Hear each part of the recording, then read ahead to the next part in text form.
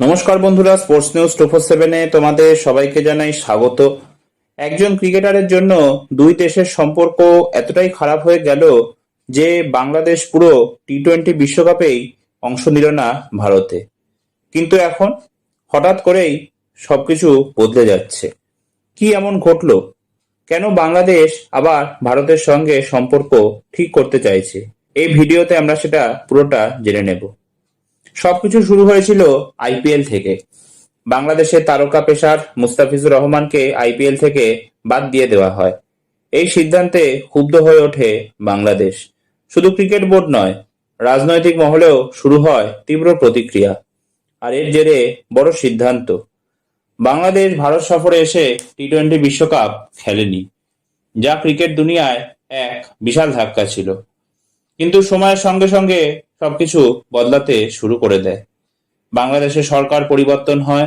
নতুন সরকার আগের মতো ভারতের সঙ্গে সম্পর্ক খারাপ রাখতে চায় না, বরং তারা চায় দুই দেশের মধ্যে আবারও বন্ধুত্বপূর্ণ সম্পর্ক যেন তৈরি হয়।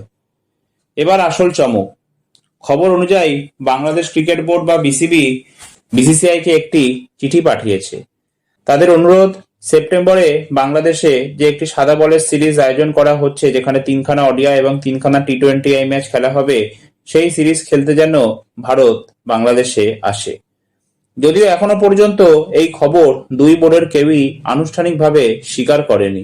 ভারতের বোর্ডের একটি সূত্র জানাচ্ছে, এই বিষয়ে শেষ সিদ্ধান্ত নেবে ভারতের সরকার। কারণ বিষয়টা শুধু ক্রিকেট নয়, এখানে জড়িয়ে আছে কূটনৈতিক সম্পর্ক। এখনো পর্যন্ত সরকারের পক্ষ থেকে কোনো সবুজ সংকেত আসেনি।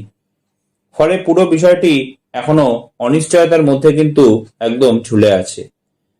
তবে বাংলাদেশ ভারতকে হোস্ট করতে কেন এত আগ্রহী? এর পেছনে রয়েছে বড় কারণ।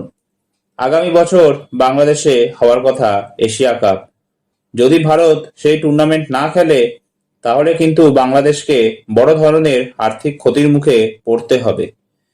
তাই সব দিক বিবেচনা করেই বাংলাদেশ এখন সম্পর্ক কিন্তু ঠিক করতে চাইছে। সব মিলিয়ে এটা পরিষ্কার, ক্রিকেট এখন আর কিন্তু শুধু খেলা নয়, এটা এখন রাজনীতি, অর্থনীতি আর কূটনীতির কিন্তু অংশ হয়ে গেছে।